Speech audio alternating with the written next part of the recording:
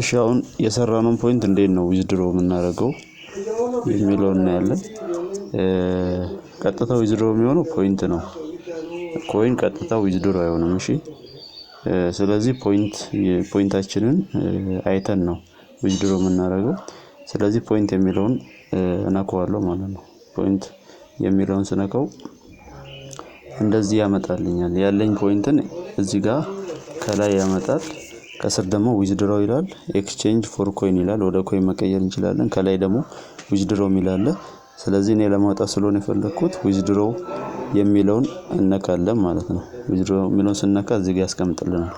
እኔ አሁን ያለኝ ፖይንት 31000 ስለሆነ $3 ነው ያለኝ። እዚህ ጋር $3 ነው ያለኝ ይሄ ነው ማለት ነው። ከዛ በኋላ እዚህ ጋር ዊዝድሮ የሚል አለ። ዊዝድሮ የሚለውን እነካዋለሁ ማለት ዊዝድሮ የሚለውን ስነካ እዚህ ጋር ስንት ዶላር ነው ይላል። በዶላር ከላይ ነው $3 ነው ያለኝ እዚህ ጋር ያስቀምጥልኛል። እዚህ ጋር ደግሞ ማውጣት የሚፈልገውን መጠን ያስቀምጥልኛል።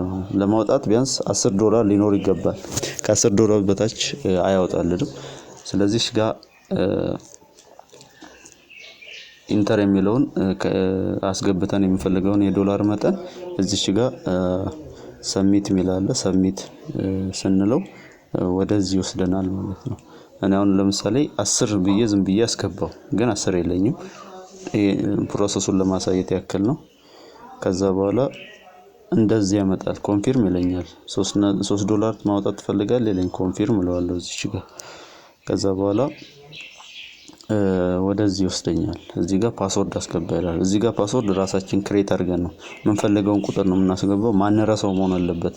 ከዚህ በኋላ ፖፖ ላይ የምናገኘውን ገንዘብ የምናወጣበት ፓስወርድ ስለሆነ ማንረሳውን ፓስወርድ እዚህ ጋር እናስገባለታለን። ከዛ በኋላ ማውጣት እንችላለን። ስለዚህ $10 ወይንም 100,000 ፖይንት ያስፈልጋል ማለት ነው ለማውጣት ከፖፖ ላይ። ስለዚህ በዚህ መልኩ